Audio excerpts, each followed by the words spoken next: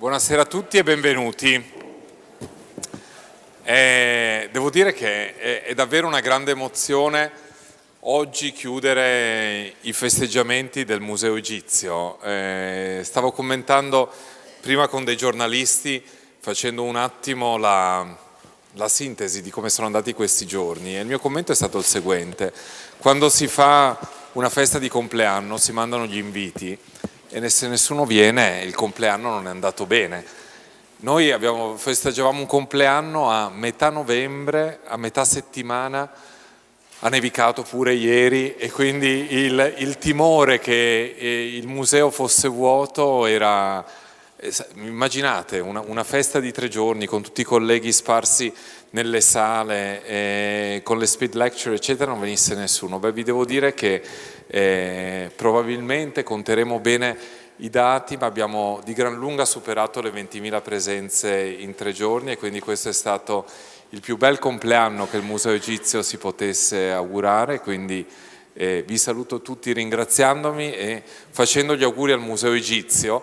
Vi do una brutta notizia: fra 200 anni noi non ci saremo, ma il Museo Egizio ci sarà, e quindi gli auguriamo lunga vita, sapendo che il Museo Egizio durerà molto più a lungo di noi, e che è la cosa meravigliosa del nostro museo. Sapete, in questi giorni, mentre camminavo per le sale della Galleria dei Re, mi sono molto spesso interrogato se le nostre Sekhmet potessero parlare, ci potessero dire di quando hanno visto Amenhotep III, di quando hanno visto Ramses II, di quando hanno visto Nefertari, e di tutte le persone che hanno visto qui, hanno visto Carlo Felice, hanno visto i vari Presidenti della Repubblica che si sono succeduti. Quanto ci potrebbero dire? La certezza è che loro parleranno anche a quelli che verranno dopo di noi, che magari nemmeno avranno il ricordo di noi, e loro sono il nostro ponte, non solo per il passato e per il futuro. E quindi siamo tutti qui, lavoriamo tutti qui, e la vostra presenza rafforza anche questo, per augurare che l'istituzione, che le collezioni durino il più lungo possibile. Mirsilo, un poeta greco, diceva che la nostra vita è più breve delle ali di una mosca, del battito delle ali di una mosca, e quando siamo di fronte alle antichità che custodiamo in questo museo, questo ci viene ricordato ancora di più. Cos'è la nostra vita di fronte alle migliaia di anni di questi oggetti che dureranno grazie alla cura che da generazioni viene data loro e che continueremo a dare. E come si poteva concludere il compleanno, e poi adesso passo all'inglese, che con il regalo più bello? Come si poteva festeggiare 200 anni dopo la fondazione nel modo migliore? Qual era il regalo più bello da fare al Museo Egizio? E beh, il regalo più bello era avere il direttore del Museo Egizio del Cairo, il professor Ali Abdelhalim, per il quale vi prego di fare un grande applauso.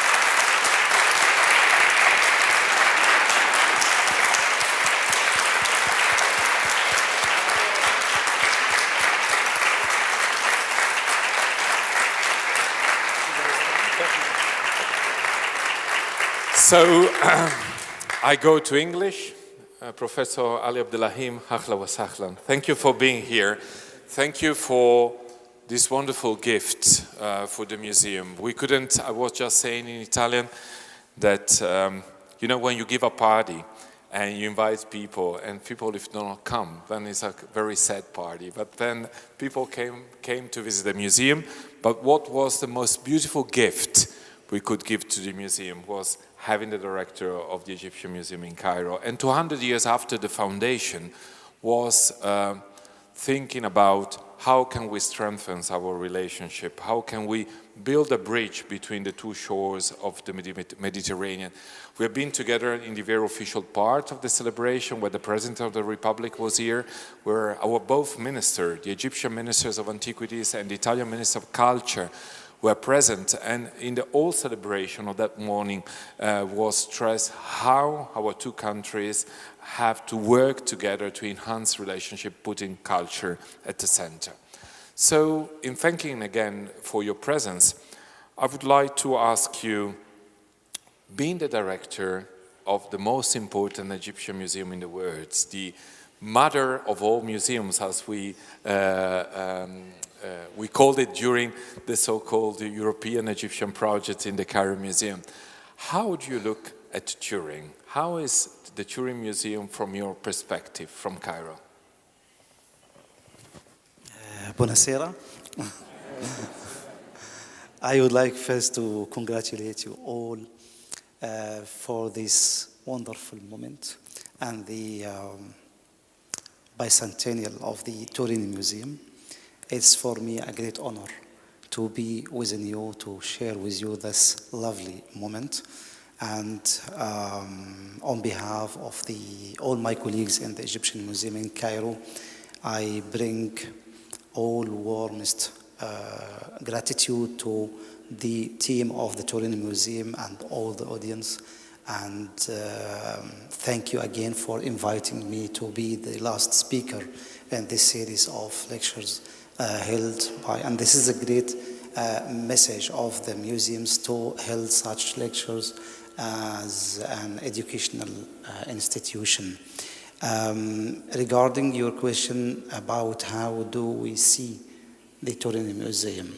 So the Egyptian Museum in Cairo and the Turin Museum, the Egyptian Museum in Turin have long history, in fact. And we have some similarities. I can mention here just one example, which is the Catalogue Général.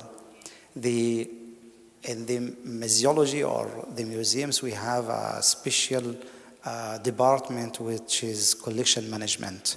How do we deal with numbering, inventory, and so on? And the Egyptian Museum has several methods to document, to show the artifacts. And long time ago, they invented a special record which called Catalogue Général, the general catalogue of the Egyptian Museum. And the only two museums which have such book are the Egyptian Museum in Cairo and the Egyptian Museum in Turin. We abbreviate it also as CGC and CGT. This is very important, and the Egyptian Museum in Cairo feels regarding the Egyptian Museum in Turin as two brothers.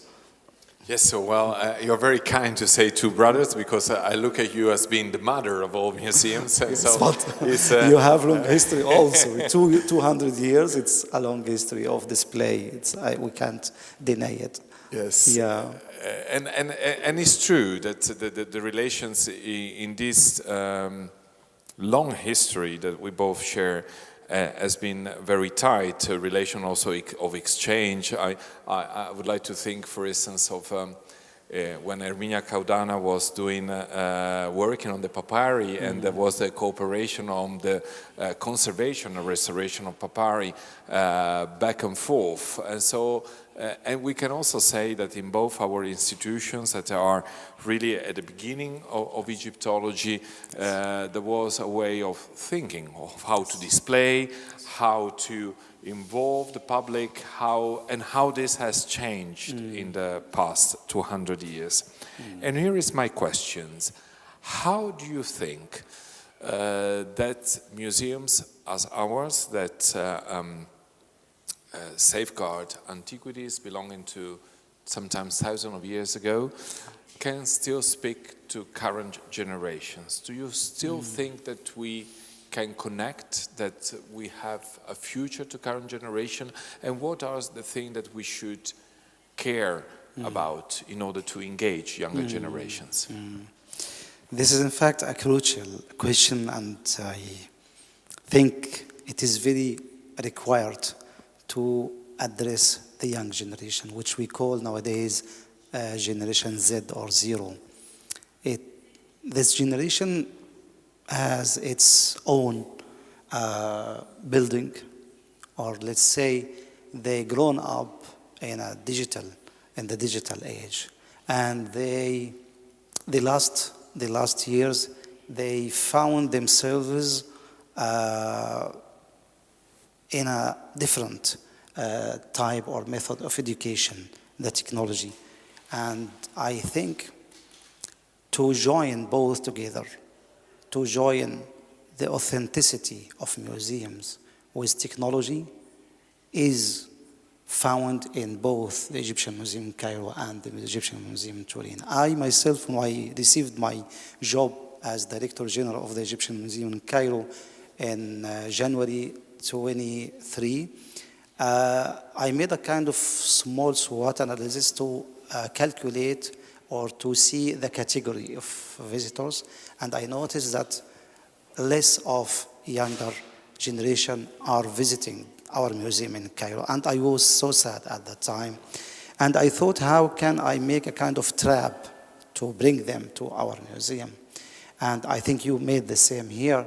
And I have my children at home, and I see them all the time gaming on their smartphones.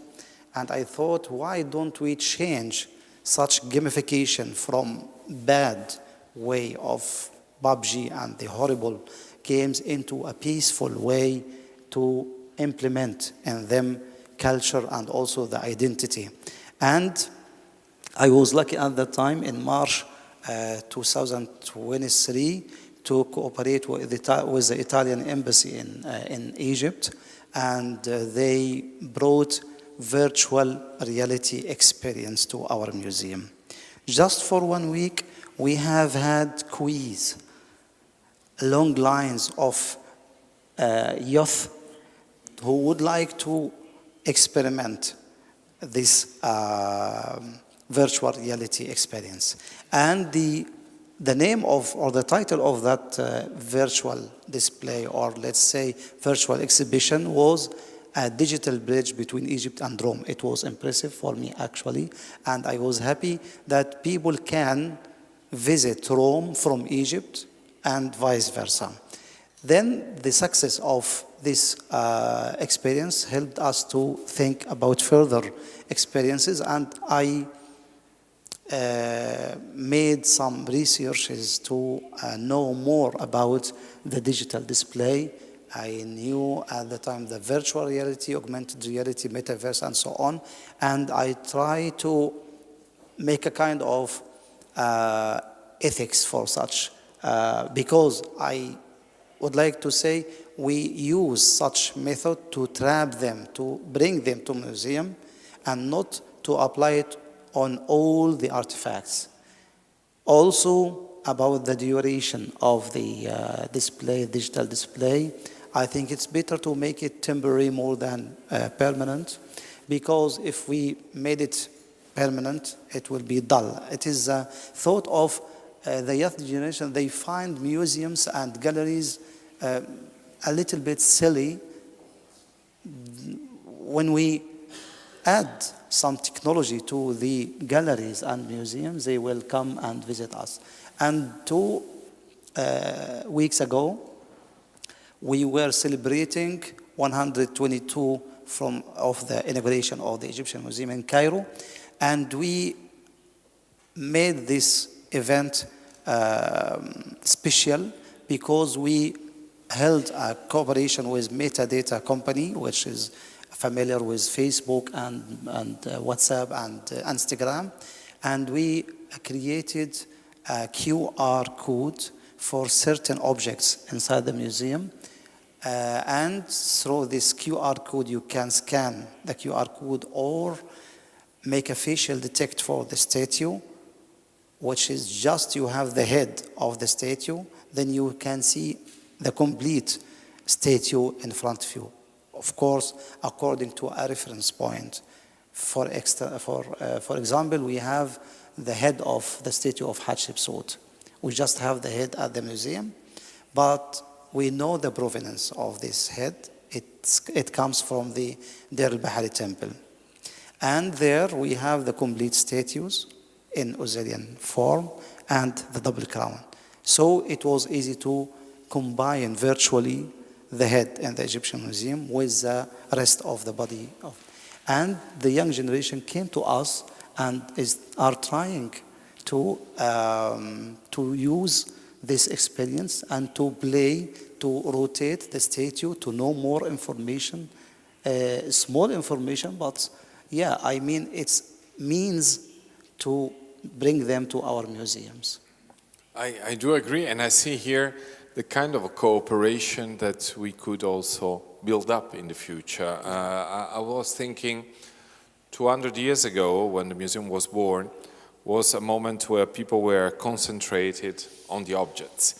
And this created distractions. So probably you have seen our contemporary artist, Sarah Salam, who concentrated on the fact that the collection was brought here.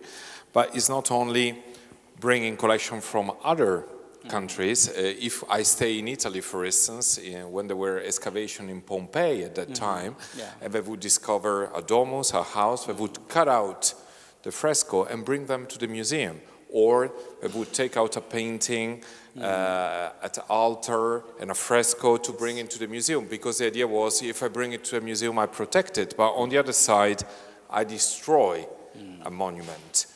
Nowadays, everything has changed, and probably also thanks to our museums, things have changed, because now we appreciate landscape archaeology. We understand that the objects, and nowadays nobody would cut out a false door of a mastaba to bring it to the Cairo Museum or to bring it here.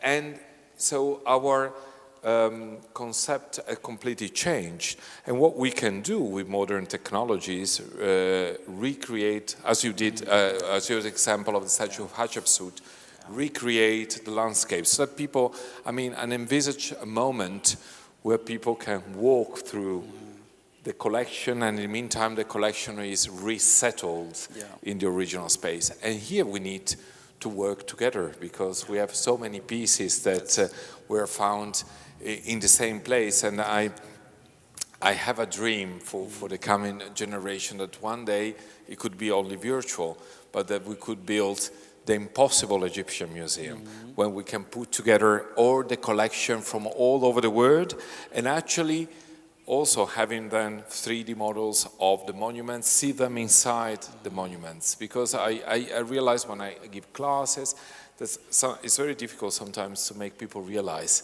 that these objects are not only single art objects, but ones that were perceived and conceived within a context which sometimes is lost because of time, but sometimes we would be able to recreate that. And I was reading, we had here the President Director of the Louvre Museum, which is the most visited museum in the world. And so they go from 6 to 9 million visitors a year, so you could say, what a wonderful inclusive museum. But I read in the newspaper, somebody said, well, if you have a museum visited by 9 millions, it means that 7,900 million people are not, 990 million people are not going there, so they are exclusive. So I think there is also a role of a digital museum, that's an off-site, where we could also give content to people. As you said, also being very careful, because digital should not put aside materiality. We should find a way to cooperate. I have a big question for you, is even more important than for me. The Cairo Museum is a symbol of international tourism. Millions of people go to Egypt every year. They go and they do a cruise on the Nile, and then they go to the Cairo Museum. How can you combine the difficulty of being a touristic hub, a touristic attraction, with the mission and vision that a museum needs to have, that is to connect to the local communities?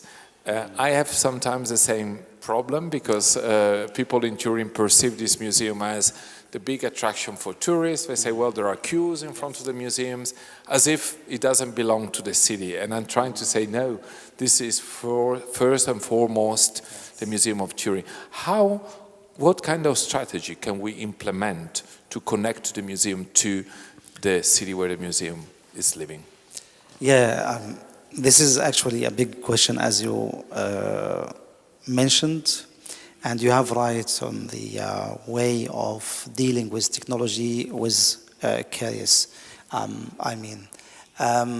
Regarding the integration between touristic hub and the museum as a touristic hub or part of the society, I don't find any conflict. In fact, because in Egypt, for instance, we encourage tourism from all the world and also the local tourism to come to us. I'm lucky, in fact, in the Egyptian Museum to have a big space and enough space for both tourism and local community, In addition, we created some parts like the children's school and the educational department to have, when we have traffic inside the museum and we have a visit from a school or university, we take the children to that place to enjoy their time with, for instance, combining the Lego cubes or something like that, until the traffic inside the museum goes down, then we come. Other thing, we are trying nowadays to change the circulation inside the museum because people are respecting the classical circulation. You know, the ground floor is arranged chronologically, so the tour guides begin from the normal ballet and they go around the ground floor. Nowadays, I'm trying to redistribute this circulation with some tricks. For instance, the atrium or the central hall. I evacuated some monuments to let people see the biggest Colossi inside indoor display, which is Colossi of Amhotep III. And after I evacuated some monuments, I noticed that people are coming directly to this direction, then to the gallery of Akhenaton. And in the middle, I put the Wadi Subur mural paintings. So in such case, we can make a balance between the traffic of touristic hub and to allow people from the society to come in certain time to visit the museum, not in the classical tour, but in the other side. We need the touristic hub because, as you know, this is the income. We can't avoid we need the income, and we can't avoid this touristic hub. Yes, that is my other question that I will ask, because all big museums, and your museum make no exception, of course, we always are on the verge of choosing.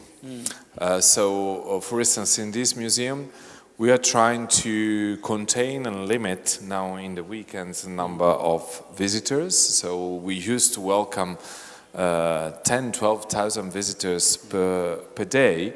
But then since I have to answer the complaints, the complaints on a Sunday evening were disastrous, because people would complain, say, I couldn't see anything, I could only see the back of the person in front of me. And then where is the balance? Because you have to balance, but on the other hand, we need the income because we survive with tickets. And also, it becomes very difficult when you try to limit and you tell the people you have to book in advance, because when people book their trip to Turin, they arrive here and they have no tickets. So when they complain, and so it's very, very difficult. So we would need more museums, bigger museum. You know, in this museum, since I was reading in the archive, since the foundation where Cordero San Quintino was the first director, till now, all the directors in this museum have been complaining that we don't have enough space. Yes. So we are enlarging, but I already know that even enlarging, we don't have enough space. So this is a constant. I may add something, because in the Cairo Museum, I am also lucky to have outdoor display. We have the garden, and we display some artifacts in the garden. Unfortunately, you don't have the outdoor display. Is it possible for you? Our weather and climate is a little bit different. So for us, it's a little bit more difficult to have. I mean, we would love to have Egypt, Egyptian weather. Even me, myself, I would be very happy. But that's the problem that we have. But I have a dream. There is a nice building just outside of the city center, which is not being used at the moment. And I would love to restore the building, to bring some of the collection there, to keep this as a place for study and special exhibitions. And also, I would love to connect people from there to here by boat. And sometimes I make a mistake, I say, because we could take the boat on the Nile. Well, we don't have the Nile, but we have the pole. And from there, they could come to the city center and visit there. But before we go there, we have to finish the work inside here. Since we could not have space outside, we are covering the courtyard so that it would be a welcome place and people can stay there. This is in fact a good idea, because we thought the same 20 years ago when we had some ideas about transferring the artifacts from the Egyptian Museum in Tahrir to the Grand Egyptian Museum. Yes. And so that's the question that I want to ask. A Grand Egyptian Museum in Turin. Yes, that's what I would like to say. Having two museums is more than possible. And thank you for mentioning this, because in front of our public, and there are people watching us also online, I would like to ask you to clarify, because it's not very clear by the Italian public. I keep telling people, what is the constellation of Egyptian Museum in Cairo? Because they read on the news of the Grand Egyptian Museum. So I have many people even writing me saying, is the Cairo Museum already open? I tell them the Cairo Museum has been open since 1902 and is in Tahrir Square, and it will be there, and it's a wonderful museum with wonderful masterpieces. It's the most beautiful museum in the world. As Egyptologist, I have to tell you, this is the most beautiful museum, and you need to keep going there, because there are, the Narmer Palette was just mentioned, but the only statue that we have of King Khufu, which is a small one, but amazing. The most beautiful statue, to my mind, I mean, as an Egyptologist, for me, the most beautiful statue that has survived is the wonderful statue of Khafre. Of course. Where with Horus on the back, testifying of royalty from Horus goes to this king. The monumental statue, the Professor Abdelhalim just mentioned, of King Amenhotep III, and I could go on and on, Rahotep and Nofret. I mean, there are countless incredible masterpieces of Egyptian art in that museum. The new chapel of Hezireh just been reopened and restored. So please, when you go to Cairo, you have to go to the Egyptian Museum. But I would like to ask you, can you explain how the Egyptian Museum will work together with the Namek and the GEM? Yes. This is not only a question of our beloved people from Italy, but also from the Egyptian people. In fact, the media in the some years ago announced that the transfer of the artifacts from Tahrir Museum to the Grand Egyptian Museum will lead to close the Egyptian Museum in Cairo, and that was not the fact. They just know that the propaganda of the Grand Egyptian. It is in fact the biggest building to contain Egyptian collection in the world, and I call it the Grand Egyptian Museum, not only a Grand Egyptian Museum, but the giant child of the Egyptian Museum. So we go together. We can't keep the mother of museums closed, and therefore we work it together to redisplay with the European Union under your leadership, of course, to upgrade the scenario of display, to prepare the master plan, and let me say, to shape the future of the Egyptian Museum. You started, thank you very much, and we are keeping forward. I have to say something. When the committees sat together several years ago to think about the National Museum of Civilization of Fustat and the Grand Egyptian Museum in Giza. They were arguing, what about the Egyptian Museum? In order to activate or to attract people to the NIMC, the National Museum of Civilization, they thought to move the royal mummies, and it's done in a great parade. In order to make a hero for the Grand Egyptian Museum in Giza, they thought to bring the complete biggest collection of Tutankhamun. So what about the Egyptian Museum? As Professor Greco said, it contains the masterpieces of the Egyptian art. Not only the masterpieces of Egyptian art, because visitors and the mass visits are looking always about gold, about shiny artifacts. And therefore, we thought about another collections. As replacement for Tutankhamun, we have two collections. One is from Tanis in Sharqiya. It is a governorate near Cairo. And it's very, very beautiful collection. It contains not only gold, but also silver, which is very rare for the Egyptians. And by the way, the silver was more expensive than gold for the ancient Egyptians. And in addition, we added the complete collection of Yuya and Toya, which is very, very good and in a good condition of preservation.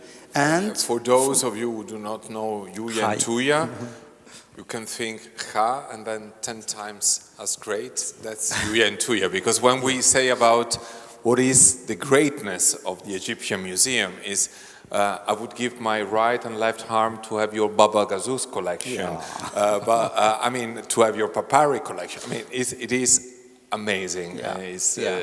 So because people are so afraid that there are no objects there, is filled with so many important objects and so many important contexts. Exactly. And this is a very good point to make as much as possible the artifacts in a context. Therefore, we simulated the tomb of Hisire from the Old Kingdom. The tomb of Hisire in the ancient time was built from mud brick and no more exist. But Kuibil and Mariette before him found wooden panels, and they are very unique, and they brought it to the Bulak Museum first, then to the Egyptian Museum in Tahrir, and recently we redisplayed these panels inside niches rebuilt from us, from the Egyptian Museum, like in the ancient times. This is very important to let people live in a context and to imagine how the display of the ancient Egyptian was beautiful at the time. Not in chaos, but in arrangement. Also, the arrangement of the panels inside the 6 niches was in logic to show something regarding the function, the job of Hisire, the first dentist in the world. And I'm now studying some plans to keep our level after the collection of Tutankhamun leaves to the Grand Egyptian Museum. For instance, I may say we are thinking about displaying the pottery in chronology-wise. Where exactly? Around the atrium. This is also one of our tricks to trap or to drag people from the classical tour to go out around the central hall. And this is also linked because the pottery is made from earth, from land, and we put 2 other artifacts made from mud, which are the mural painting for the Subu and the mural painting of Malagata, just behind the Colosseum of Amhotep III. And so when the visitor comes, not only as a tourist, but also as a student or a scholar, can read the development of the Egyptian pottery through this circle around the atrium, and we will add interpretations and some typological studies on this. This is one of our plans. The other is to assemble the king Montuhotep II with his two wives, Kawit and Ashit. You know that the statue of Montuhotep II is a very famous king from the Indian kingdom, and he is displayed in the corridor of the ground floor. But he has had two wives in the ancient Egypt. It was normal to do that. And the coffins were displayed upstairs. So nowadays we are thinking to gather them in one room and to make them in a context again.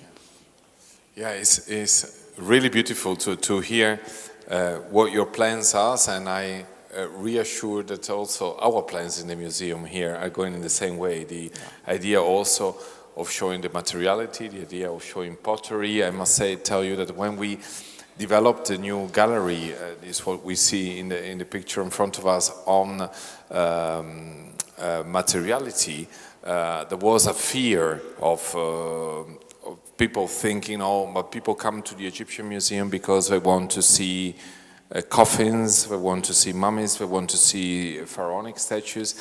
And having people going inside that gallery with all this pottery and being amazed and surprised, and having them realize how important pottery is, and the fact that we are an archaeological museum, and that is our archaeological tool to understand chronology, relative chronology. It's like giving a view of what a sequence dating of Petrie is in this, I think, is very important. And I do think that if we reflect 200 years after the foundation of this museum, the real change is that now we give value to context, that it's not only the objects alone, but the object understood within and together with other objects. And so it's very nice that we can work together on that. I hope also that in the near future we will be able to develop exhibitions together and to have exchange of objects of loans to show how collections talk to each other, and they can be part of a dialogue. If I may, I can also ask you if it's possible. I'm sorry for interruption, but we will be so happy to work together for exhibitions, but also I'm thinking about capacity building. It is a soft power. I mean, we can coordinate. Well, you know, this is my dream. So I think we can work together. I keep saying that I would love to have Italian curators working in Cairo and Egyptian curators working here. We're just welcoming one curator from the Media Museum who's going to stay here for a few months. And I must say that I feel sorry because he arrived last week and I neglected him because we had the opening, and so I couldn't find really time to spend with him. But the idea of changing, because it's capacity building, also exchanging of ideas. I think that if we see things from different points of view, that will be the enrichment. And I really think we should work on that to see exchanging experience. It's very, very good, and to make both teams from Cairo and Turin close to each other. Yes. Yeah. And also because I want to tell you something. This is the only big museum in Italy, I mean, a museum of such a size, that has a collection that doesn't come from the territory. We have 5,670 museums. We have 450 national museums in this country. And all the national museums have wonderful collections that come from Italy. And among which is probably one of the most important museum in the Mediterranean, which is the National Archaeological Museum in Naples. Well, this museum has more visitors than the biggest archaeological museum in Italy with Italian collections. So it is amazing how a collection that doesn't come from Italy is felt in Turin as being part of, in Turin and Italy as being part of our past. And I think this is wonderful, how people really value this museum and values this collection as being part of something that really cherish everyone to learn. Because a colleague of mine said, you are very lucky because, you know, in Italy it's compulsory when you are at school, you have to study Egyptian history. Yes. And a friend of mine told me, you are so lucky as Egyptologists because that chapter of history is the one that everybody likes because it's history before it becomes boring. So everybody likes to study Egyptian history. So this is also one of the first museums visited by many students in Italy. We welcome 300,000 students a year. So this is so nice to strengthen also the cooperation and to see how this material culture for us is very important. I have a question. I would like to go back a little bit to what we were saying about how we can connect to the society where we live in. We are trying to do a lot, Ali, here, really a lot. We have programs from schools, we have this opening like these days, we try to abolish any kind of barrier that we have for people who have any kind of impairness. We're trying to involve foreign community in living here, and I must tell you that for the growing Egyptian community living in Turin, this museum is a kind of proud because they found back also their collection and objects belonging to their own culture. But we made a survey to see what kind of people come to the museum. And what we learned is that when you look at adult population, 70% of the adult population has an MA title or higher.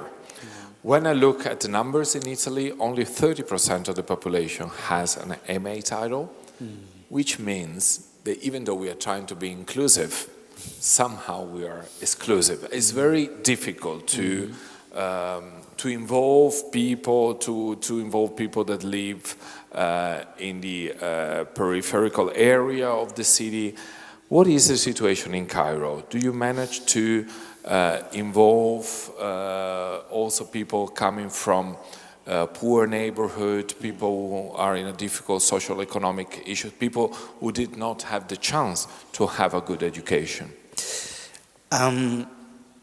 This is very important, in fact, to engage community and society from several levels of society.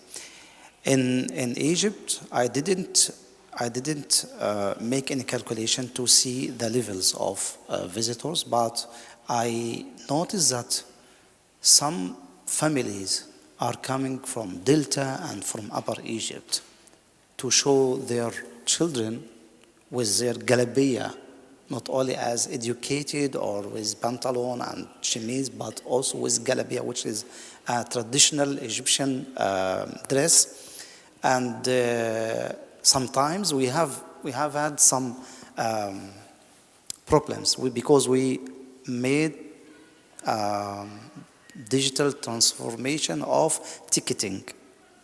That means if you need to buy a ticket, you either go to online or to go to the window of the museum with your visa. This is one of the problems which I met with such category of people who are coming from Delta or Upper Egypt. They don't have visa in the hands. And I have to admit that I allowed them to get inside the museum without any ticket, because they spent long time from their countryside to come to Cairo to visit the Egyptian civilization. I can't close the door in front of them. This is a good message. Thank you.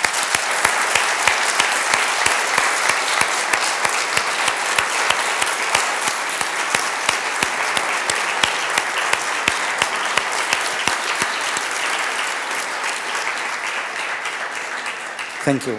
No, I feel it's my duty. I also look at the Egyptian civilization as the civilization of all the world. Therefore, we have Egyptomania and Egyptology. Egyptomania, as you kindly mentioned a few seconds ago, the people are patient with the Egyptian civilization, even if they are not Egyptians. So the Egyptian civilization is owned by all the world. Therefore, the museums have to open the door in front of all people to see the bridge between past and present. This is also a small definition for the museums regarding also destruction of the context. Even if we lost the context, we have the connection between past and present in one place for all periods, for all provinces in one place. So regarding the poor people or the people who are coming from low level of society, we have to encourage them to come. We have to associate the educational program in the schools with museology. I mean, nowadays we are upgrading or updating the programs at schools from the Ministry of Education, and we coordinate together to put some information about, for instance, the Egyptian Museum in Tahrir, not only about the Pyramid of Cheops, but also about the Egyptian Museum, because the building itself. Sorry if I interrupt you, because it's something that I'm doing as well. So I keep getting angry and crazy that the students in Italy who have a book on history of art of ancient Egypt, of ancient history of art, of course they start from Egypt, they always have the pyramids, the mosque of Tutankhamun, no mention at all about the collection here. Yes. So I've been talking to all editors to say it's not possible that you don't talk about Tra, that you don't talk about Iti and Neferu, that children do not get to know the collection they have here. But no answer. So in despair, I decided to write a book myself. So I'm writing a book on art history for children in middle school. I do the ancient part when two colleagues do the modern and contemporary part, so that we can start from knowing the collection that you have here. Because I think it's very important. How can we think the future generation can safeguard the cultural heritage if they don't know it, if they don't even know that it's here? Yeah, we value this step regarding the next generation. The Z generation will lead the society after in the coming future, and in order to make the museums successful, we have to contact the young generation from the beginning, from the schools to the universities, to implement in them how the museums have a message, which is education and cultural places. So it's very important to contact. There is another informal way to do this through the social media, which is very easy and zero cost. We can spread our information on our website or the Facebook page. It's very quick, and people are sharing the information. So it could be also a good way and cheap also. Yeah. So I still have 3 questions for you. One is an easy one, but it's the last one. Then I have 2 uncomfortable questions. One is uncomfortable for you, and one is uncomfortable for me. So we are two. I'm taking both of us out of our comfort zone. We can avoid them. No, because I think it's interesting. One, Let's start with the first, uncomfortable for me. Okay.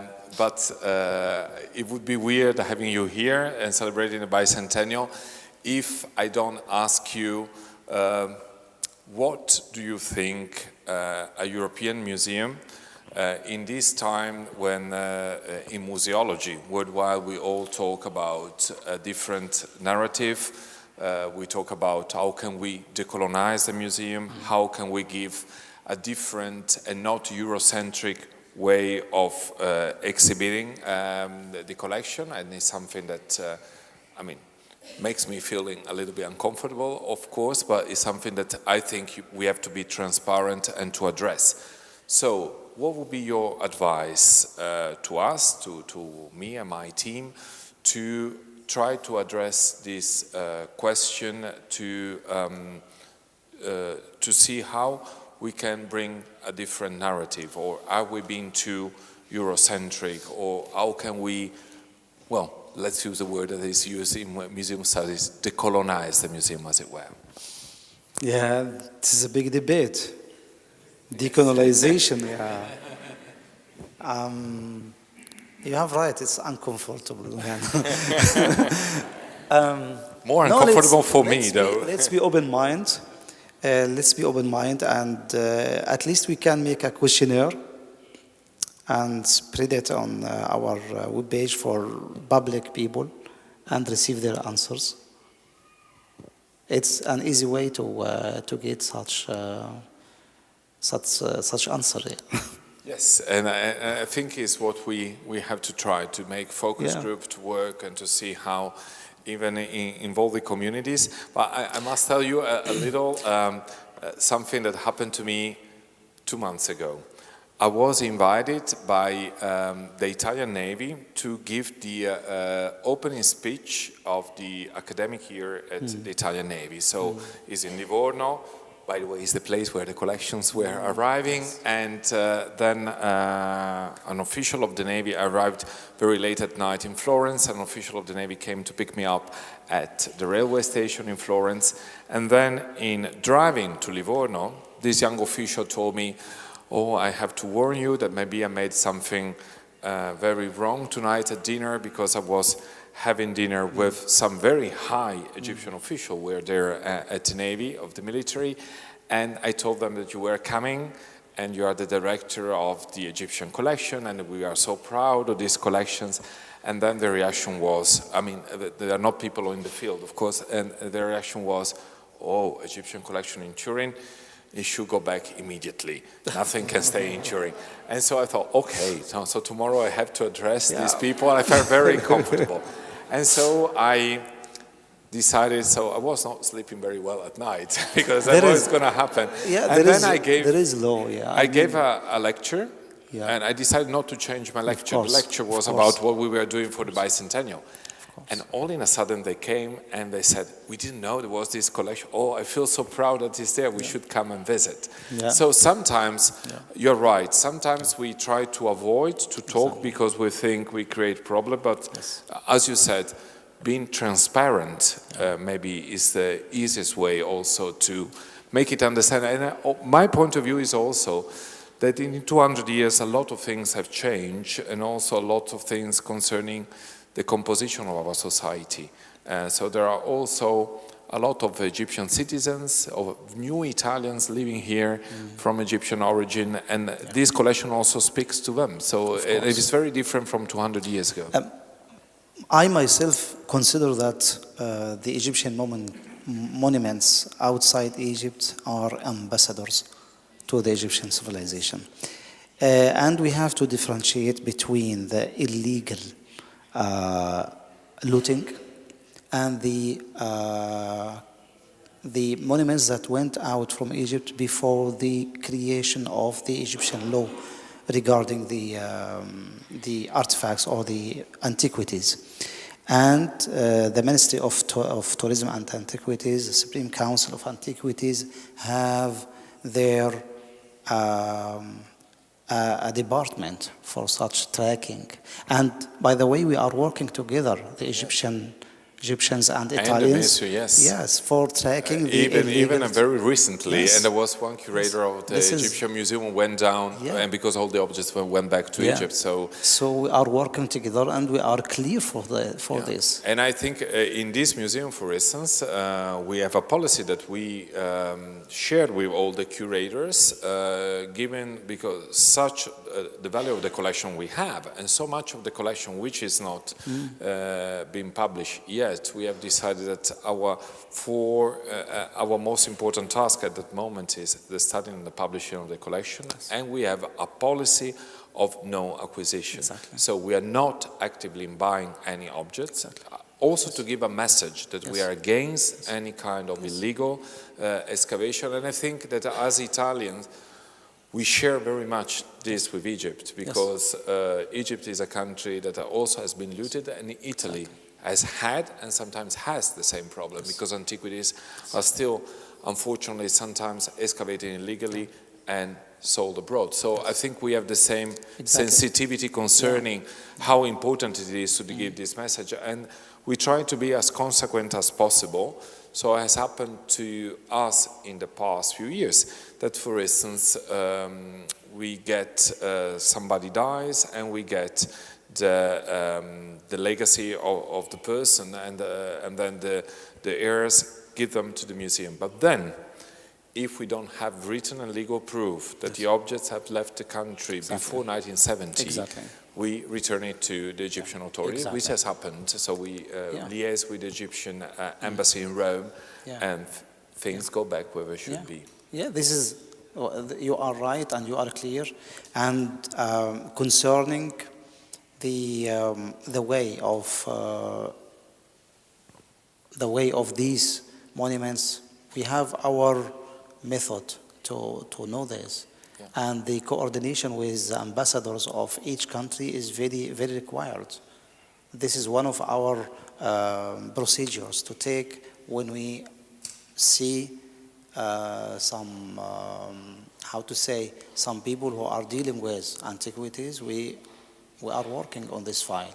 It is a big file, but concerning your collection in the museum, as Dr. Muhammad 2 days before said, they are in a safe hand.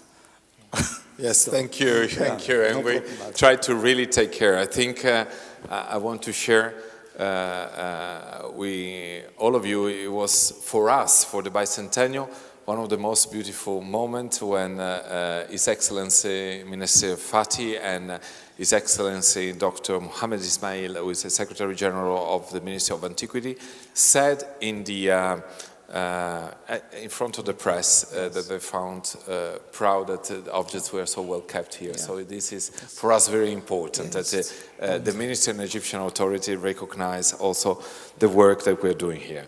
So the first uncomfortable question for me is done. Now I come up with more uncomfortable question for you. No, it's not really uncomfortable, but you are taking care of your museum, of what is a dream of any archaeologist in the world. You are the treasurer of Tutankhamun. You have the beautiful mask, you have the beautiful treasure, but you are a temporary keeper, because Tutankhamun is about to leave, and Tutankhamun will go to the Grand Egyptian Museum. But I repeat, that doesn't mean that the Egyptian Museum in Cairo is not worth visiting, because it has treasure and treasures. But how do you feel about it? It's your sincere question, because I wonder how it's as if you are in the Louvre and all in a sudden the Mona Lisa is going to another museum. And you have to keep the museum running and taking care of it, and you're doing it in a wonderful way. But the one object that everybody wants to see is the mask of Tutankhamun. The one object, the one treasure that everybody wants to see is, the golden coffin of Tutankhamun, the jewels of Tutankhamun, and those who are about to leave. So how does the director feel about it? I have to transfer also not the feeling of mine, but also the feelings of my colleagues in the Egyptian Museum who lived within the museum more than me, because as you said, I am coming from the university just as a temporary curator for the Egyptian Museum, but my colleagues, some of them lived inside the museum about 30 years, and every day they see the mask of Tutankhamun. The mask itself, it's a wonder. Yes. And they are very sad when they will say goodbye to the mask, but it will leave to another Egyptian museum, so it doesn't matter for us. We can visit it in Giza Yes. whenever we need. Yeah. And we will all visit it in Giza, Yes, because we are all looking forward for the opening. And by now, because a lot of people are asking me, and it's important saying that if you go to Cairo now and you go to the Tahrir Museum, you can visit the treasure of Tutankhamun because it's there. It doesn't mean because of the gallery of Tutankhamun in Giza are not open that Tutankhamun is not visible.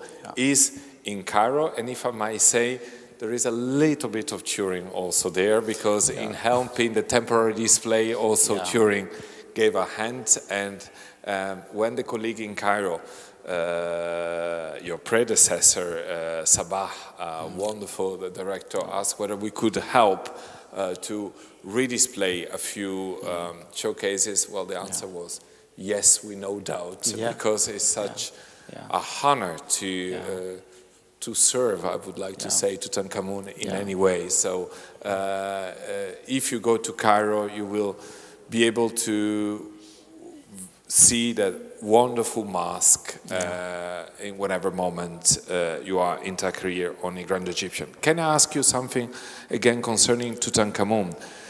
Is the mummy of King Tutankhamun going to the Grand Egyptian Museum, or is it staying in his tomb in Luxor?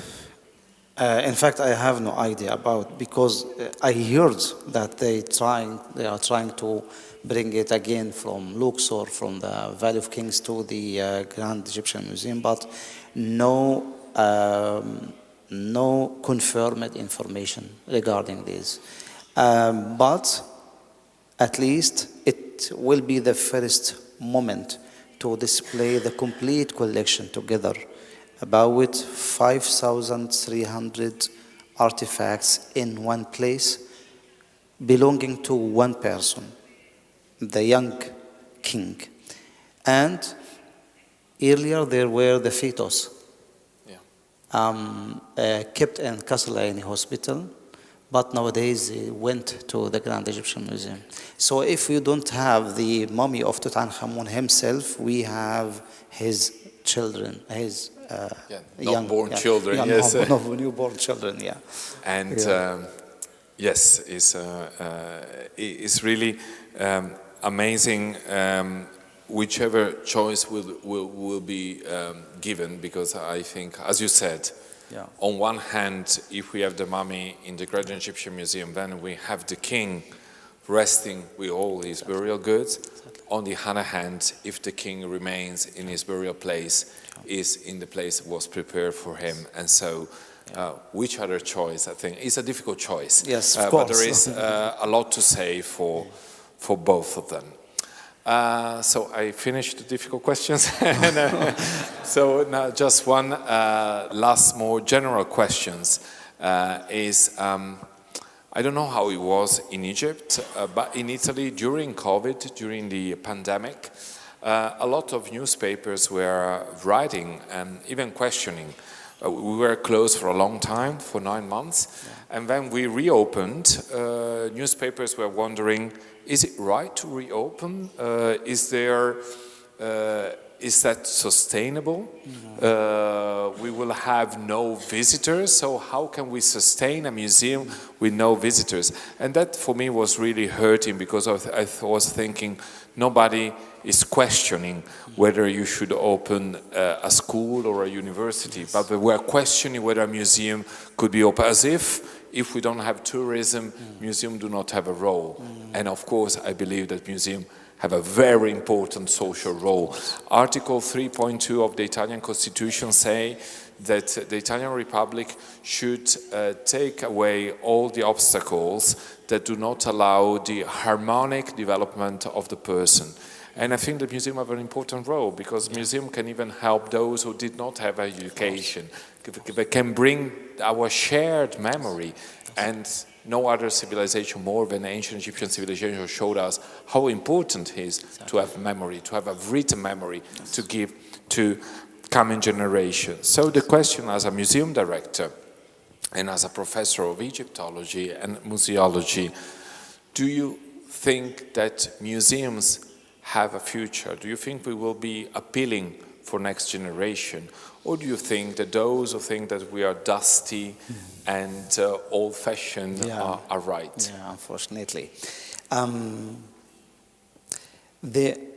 It is very evident when we look for the numbers of the visitors to the museum day after day, we notice that they are increasing. So let's be optimistic. I mean, in the future, we have our visitors. The numbers are increasing, and people like visiting museums, even the next generation. Even if they wait until they reach the 40 years, they can change their mind and they will visit us. And again, we have to deal with this issue effectively and know the tricks suitable for their age, like the digital display, and variate also the way of display. For us in the Egyptian Museum, we do a simple trick regarding the display. We make the piece of month. At the entrance of the museum, we change each month the vitrine. So when people learn from our social media that we display in this month, for instance, the chair of Tutankhamun, or a stela that shows the role of women in ancient Egypt, or even the importance of motherhood in ancient Egypt, they are coming to see such piece of months. On the other side, we have to interact with this generation through their comments on our social media websites. When they ask a question, we have to reply quickly. When they have comment, even it's bad comment, we have to react with them to clarify something, and so on. When we react positively with this generation through their method of connection, I mean the social media, Instagram, Facebook, and the other social media, they will feel satisfied concerning us, and they will feel positively concerning us, and they will like the places which are the museums. So I am optimistic in this point, and I think the generation, even if they are drag from the material display to the virtual display, they will love to come and to see the reality. You know, and there are here in the room, there are some young students from a school in Turin. You can stand up if you want. Welcome. So I went to give a class in their school, and then I asked them whether they would be willing to talk about the museum to their generations. And so we don't have, as museum, a channel or TikTok. Yeah. And so I'm doing something very difficult because they're doing it without me watching what they're doing, but they're being here for 3 days looking at the museum. And there is something, I was just talking with them just before coming here, and they told me, we didn't expect that this experience would have been so nice and so enriching. So, well, thank you. And, well, you are the future of the museum, so thank you for, they might ask you something later on. But it's very important that they are involved and they tell to their people of their age what they're doing. So I think that communication and the way of doing this is important. So thank you for being here at this party.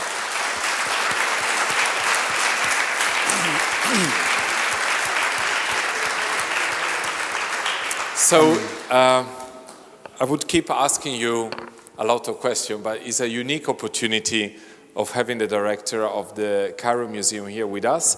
So I would like to give the floor, if allowed, to some questions from the public. Per cui se ci sono domande, ovviamente le domande possono essere fatte in italiano e poi io posso anche tradurre.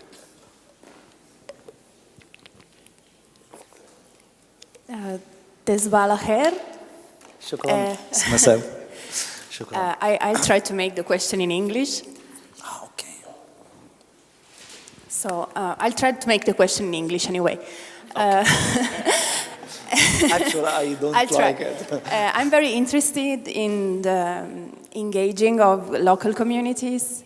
And I was wondering if you consider to widen the opening hours of the museums, because both the Tahrir and the Giza are closing at 5 p.m. or 6 p.m. So Yes. considering the nightlife of Cairo, Yes. that's quite vivid Yes. and lively. Yes. I said maybe they consider to open until midnight, and it would be very crowded. Yes. Thank you. This is. Shukran.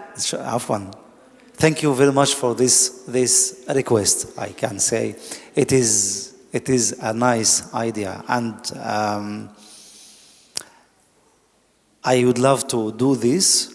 Nevertheless, I have two problems. I experienced to open the museum at night last year, and it was very nice to people who are visiting the downtown, because we are located in the downtown, and they came to visit the museum. The atmosphere at night is different, especially in summer, because in summer we suffer from hot in the day. So it was good, and your idea is good, but I have two challenges. The one is we are renovating the building. We are changing the infrastructure of the museum, and we cannot do this by the daytime. Therefore, we close at 5 to renovate at night. So we are working day and night. We receive people at day, and we are working at night. The other thing is economic-wise. I mean to let the museum at night open, that the cost of electricity and ventilation and everything is a little bit high. And one of my colleagues in the ministry made a calculation to see the income of tickets next to the cost of electricity, and it was higher than the electricity. This was a reason, but the main reason is that we renovate the building, and we are changing the ground of the upper floor, and also the electricity. We add more electricity to the museum. Therefore, we avoid to do this by day, in order to people will. It's noisy, you see. If we do this by day, people will be angry. So we are working at night. But it is a good idea, and I think I read that the opening hour of the Turin Museum is until 9 p.m. This is only these days, unfortunately. Normally at 6 o'clock. 6:30, yes. Okay. Yeah. But unfortunately, yes, that's a very good question. Yeah. Also Yeah. for Turin, and I must say though that when we try to extend opening hours until 9, is very, I mean, apart from these days, which was a wonderful festival and people came, but it's very difficult to, for instance, we do it, for instance, at Christmas holiday, because a lot of people come, and so we extend till 9. But when you look at the booking, it's completely packed until 4:30, but people do not come. It has to do also how people plan their trip. We have tried, well, we cannot compare the nightlife of Cairo with the nightlife of Turin. The size is not comparable at all. And probably here in the northern part of Italy, in a relatively small city, people are not so willing, especially in the winter when it's cold, to come.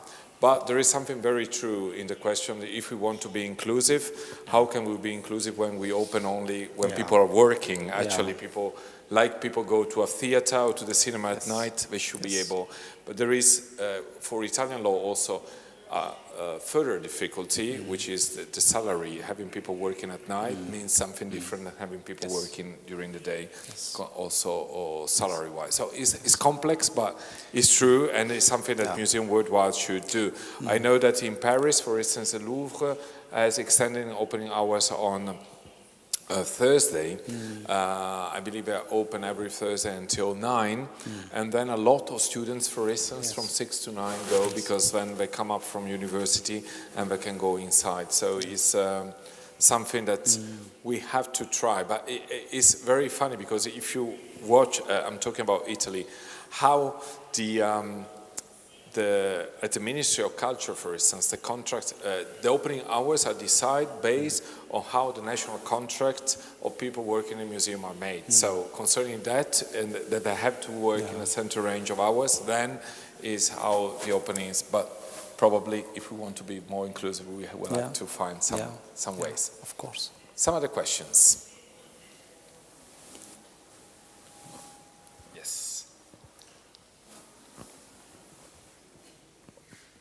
Okay, thank you.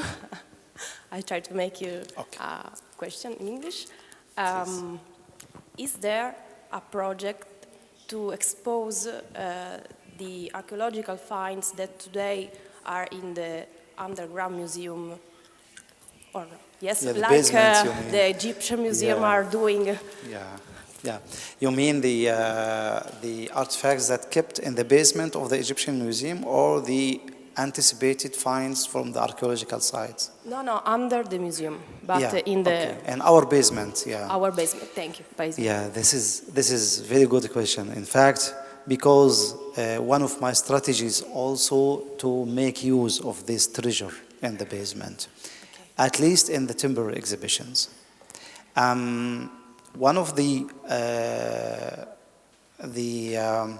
good things to move artifacts from the Egyptian museum to the other museums is to evacuate places for visitors, because it was crowded, and like Mr. Ahmad may know, we were walking between the monuments and people were suffering from the traffic at the time. Nowadays you can go smoothly in the corridors and the galleries of the museum, but I don't like to bring more artifacts from the basement to put them again and make it traffic in the museum.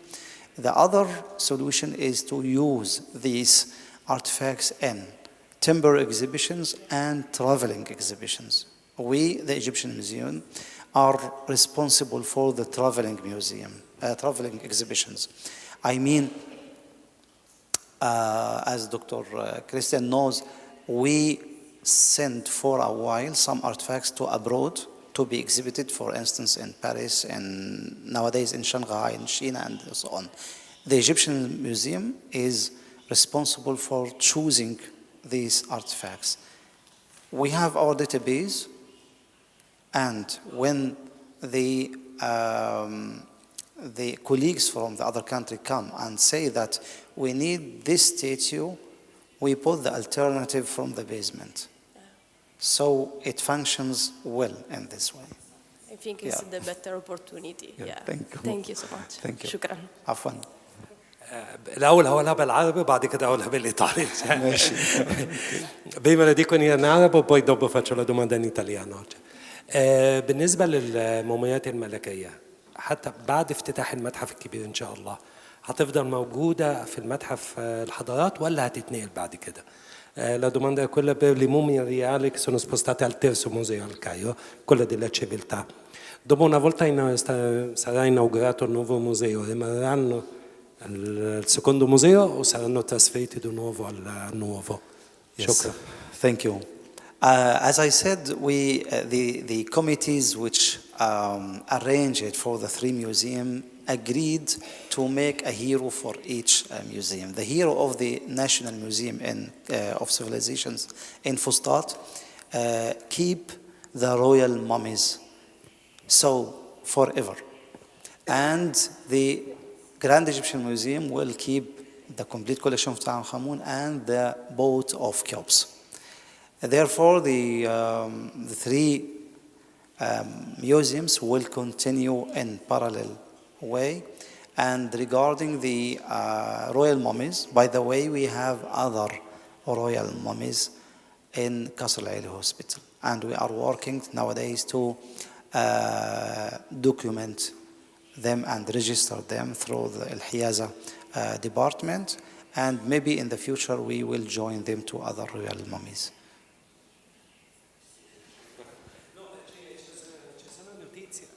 Ci sono notizie per la seconda barca solare di Cheope.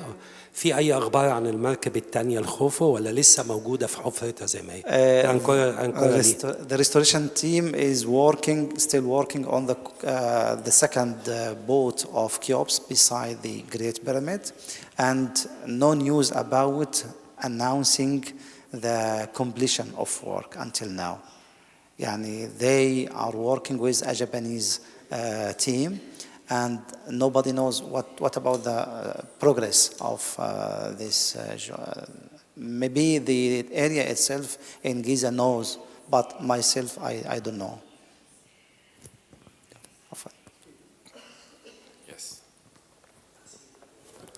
Thank you very much. Welcome, Dr. Abdelhalim in Turin. I'm very pleasure.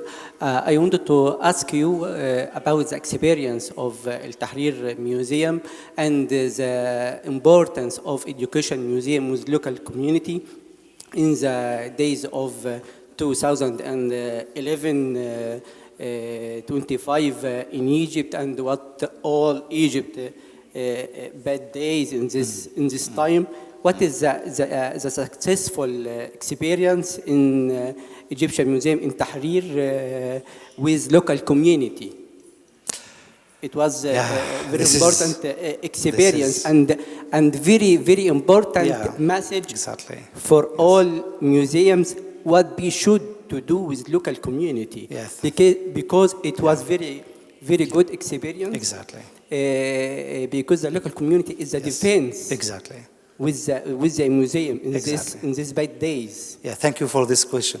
It's very excellent question to show the identity of the Egyptians in the critical times. The Egyptian museums, when I went there, I found myself as a professor at Shams University working 2 days a week. But when I went to the Tahrir Museum, I worked 7 days a week. However, I didn't get tired. Then I asked myself why I'm not tired in the museum despite I'm working 7th times of the university. And I called, maybe Dr. Muhammad and Mr. Ahmad understand that the word. I called, there is a Naddaha. Naddaha inside the museum, there is a good spirit inside the museum. And by the way, there were ceremonies at the moment of foundation of the museum. And we still keep the tools of this foundation. And I say that it is kept.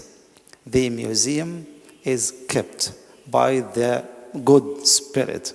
So, during the 25th of January 2011, the event was horrible for all of us, even on the street. People were afraid and so on. And the museum was witness on the accident in the square of Tahrir. Because the cameras and so on, they were watching everything. And on the other side, when it happened that all people were on street and the chaos happened, the Egyptians themselves made a kind of circle around the enclosure of the museum to prevent anybody to get inside and steal any artifact. And in case that somebody gets inside from the above or anything, he was caught and went to the prison. So, as Dr. Muhammad said, it was good to know how the Egyptians feel concerning the Egyptian Museum. That is because the educational department worked very active to raise the awareness of the community around the museum and in Cairo in general. What is the importance of the Egyptian artifacts? Welcome.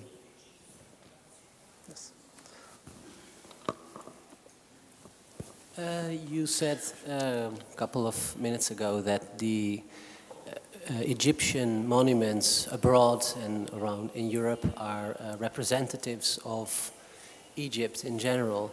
But as seen as the colossal amount of time that has passed between the creation of these original monuments and present-day Egypt, with its tumultuous history and all its different peoples which have, or like let's say the different peoples which have come, like how the Egyptian nation has come into being and its people. I was very curious to know how the Egyptian population in its consciousness relates to Egyptian monuments and architecture, ancient Egyptian artifacts. Yeah. What the relation is with those artifacts from an Egyptian perspective. You mean the opinion of the population as Egyptian? How do they relate it? How they relate to antiquities. Yeah. Do they feel a connection or not? In Egypt? Yes. Yeah. As we discussed, Professor Greco and me, the society, the schools arrange visits for the students. Then they are the awareness regarding the Egyptian antiquities is implemented inside the Egyptians from the beginning, from the schools until the universities. And also, let's look this point in an economic or point of view. I mean, when I have or I work in Luxor in tourismus, I have to keep the artifacts as it is and to protect them because it's the way of my income. And that happened also in Luxor during the revolution, the 20th. People in Luxor safeguarded the temples and the archaeological sites against the people who were violent against them.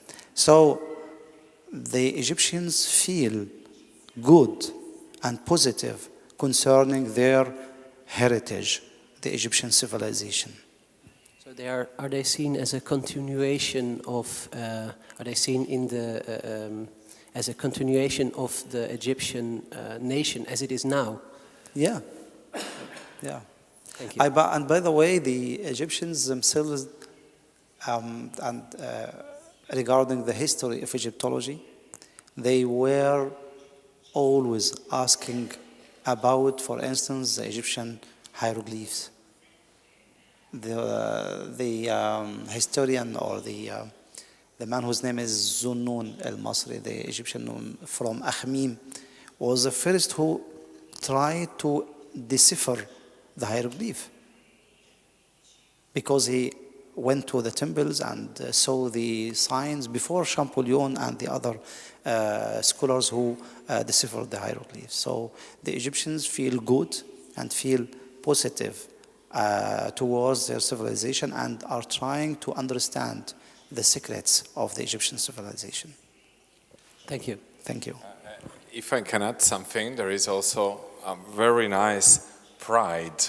If I can tell you an anecdote, once I was working in Egypt and then I was coming back to Italy, and the night before I had dinner with an Egyptian friend, and I was upset that my period of stay in Egypt was finished. I had to come back, and this friend asked me, how is it to live in a country without history, which was Italy? And I was like, well, you know. And he said, well, where were you on the 9th millennium? I said, well, if you put that way,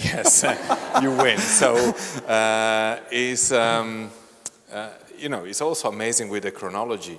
If you think the foundation of Rome 753 BCE, which is already in the late period in Egypt. And it's so amazing to see that even when you read the classics, if you read Plato is very clear in the Republic. It says we shouldn't consider art. We should expel art from the ideal city because diphthereitus neus, because he corrupts young people, except from Egyptian art. And he says because it's so ancient, it's 10,000 years before us. Of course, his chronology was wrong. But if we think when Plato was thinking of the pyramids, it's the same distance that we have with the Colosseum.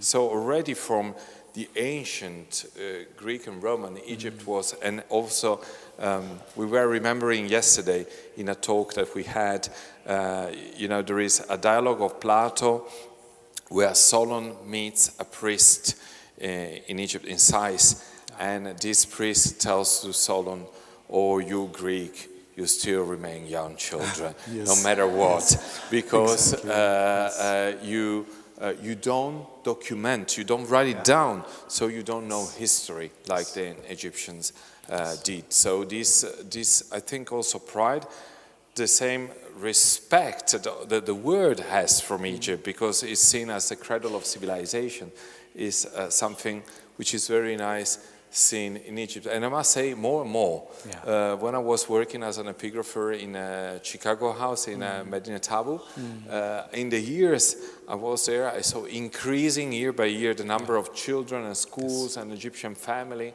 going there. When you go to the Namek, the Namek is incredible, because actually there are almost no tourists, foreigners, but so many Egyptians that go there with their family and they spend their day. And actually the display in the Namek is very nice to show from ancient time you come to modern day. And your question is interesting because it has the same value for this country as well.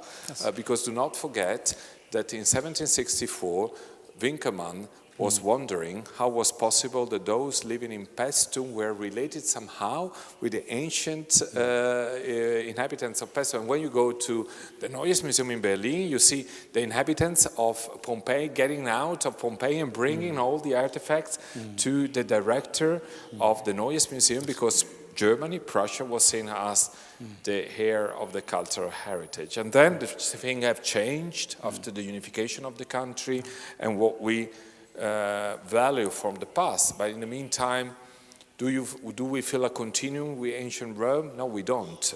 It's something separated from us, but something that we have to take care, and from which somehow we derive also a kind of pride, of tradition.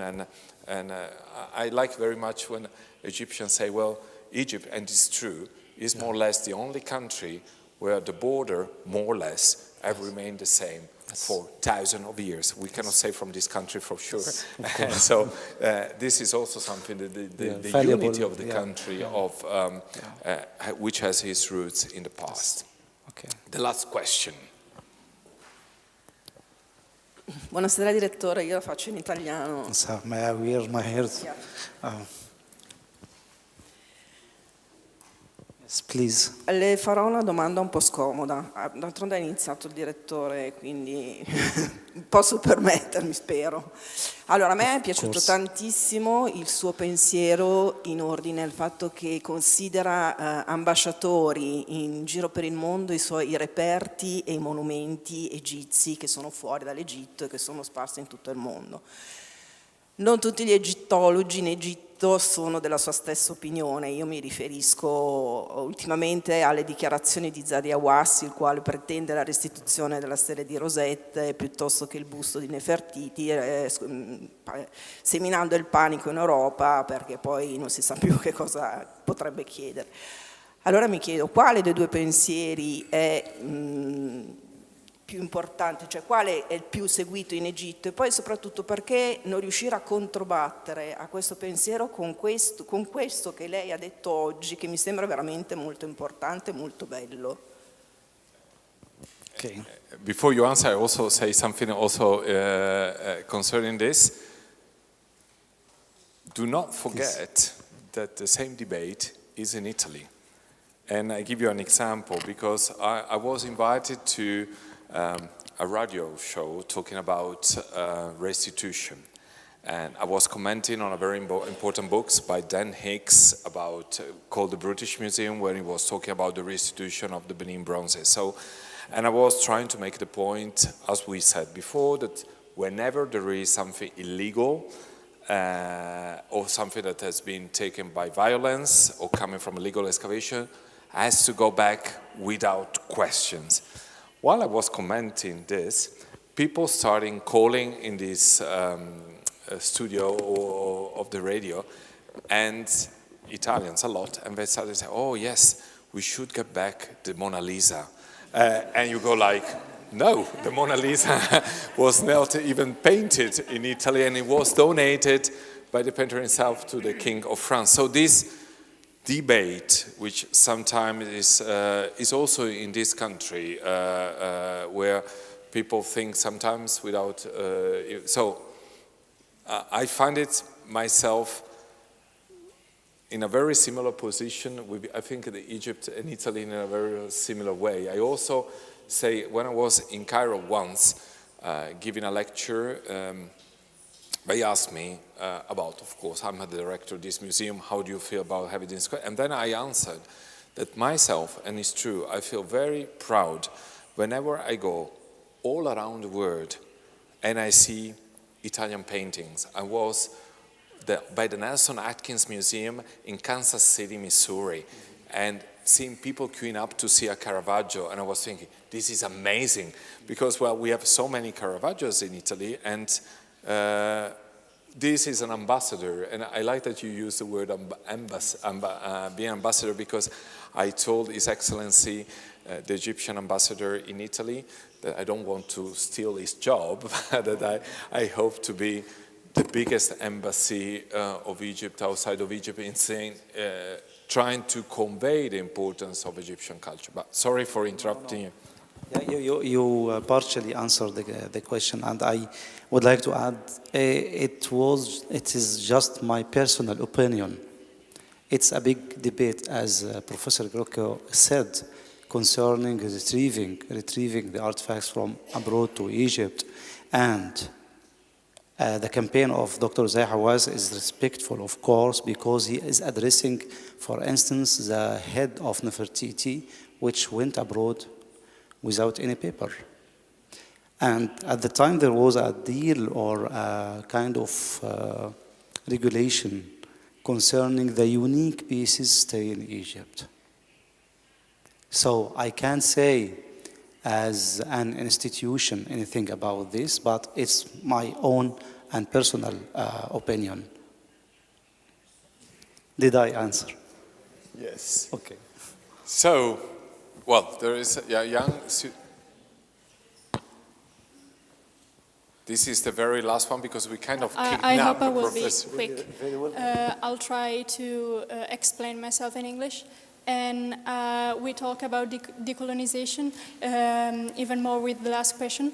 And I wanted to ask what is the most difficult part to conjugate the history of an Egyptian artifact that represent both, of course, mainly the time period of his creation, but also, sadly, the time period, like some artifact of decolonization. It has a double life, not really a double life, but like he lived as a present two times, and we have, I think, to narrate both times he lived as a protagonist of history. What is the most important part to narrate the history of an artifact that was the protagonist of history in the Egyptian period, but was the protagonist in history of the 1800s also. And they are two very distant times in the chronological order,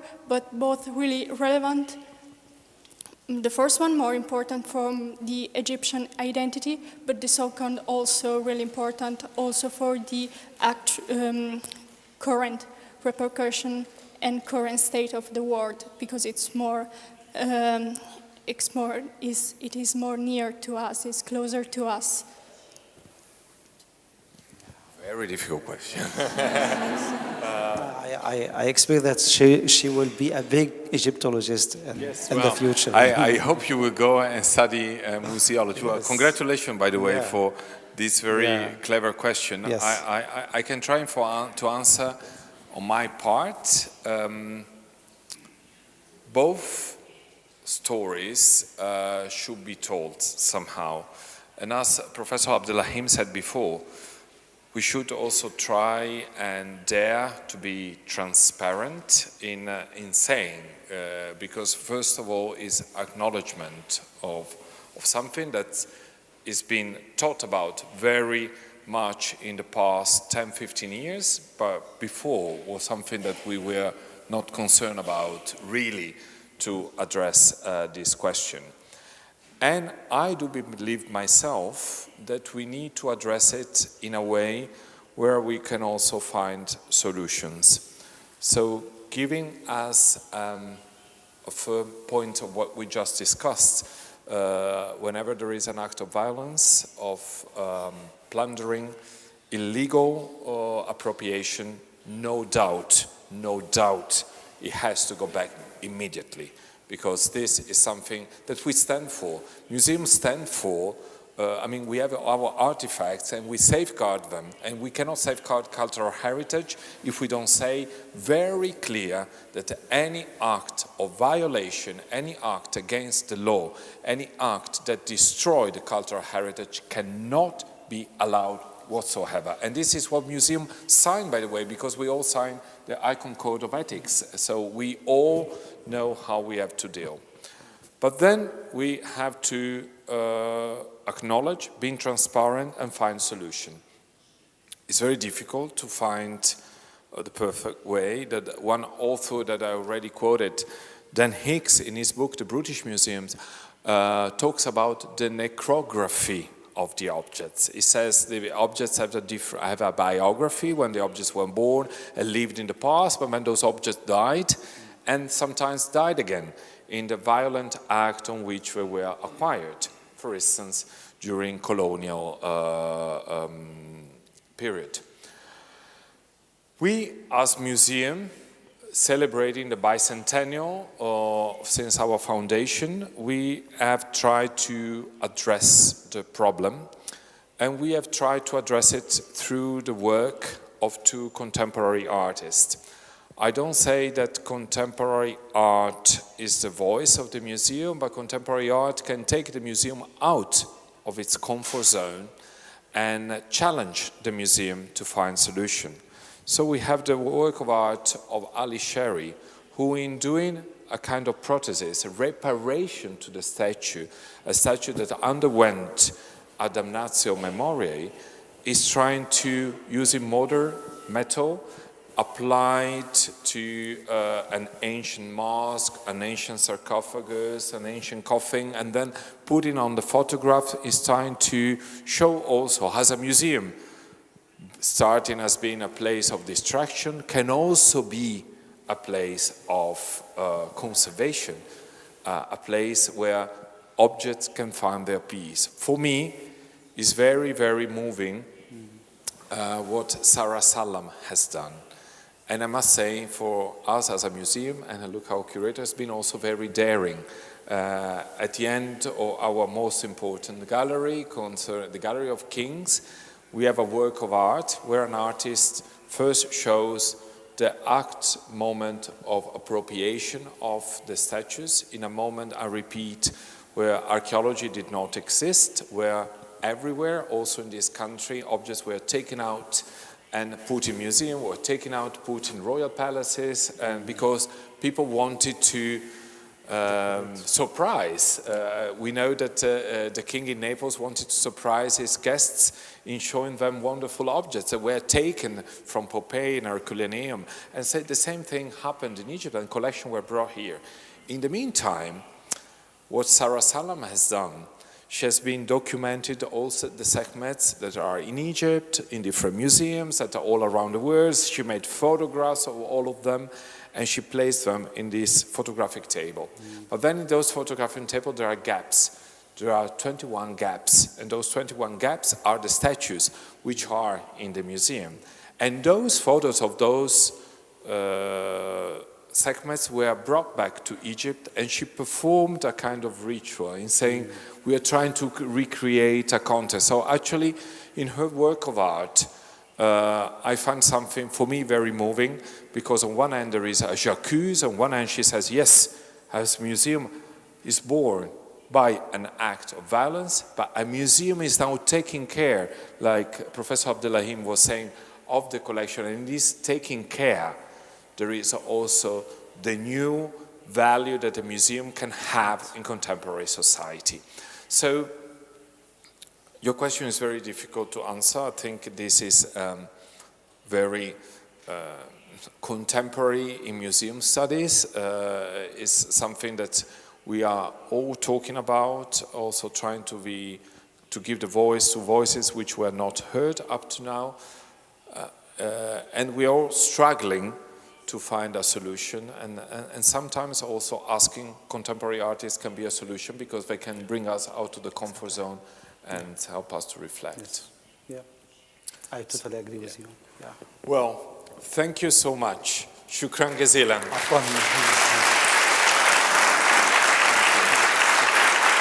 Grazie mille.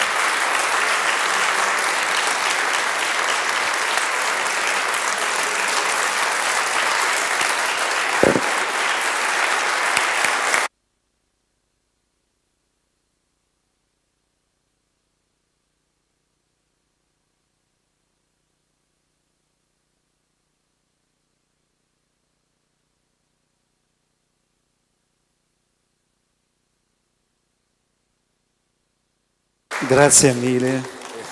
Thank you very much. It was a wonderful gift have you being here.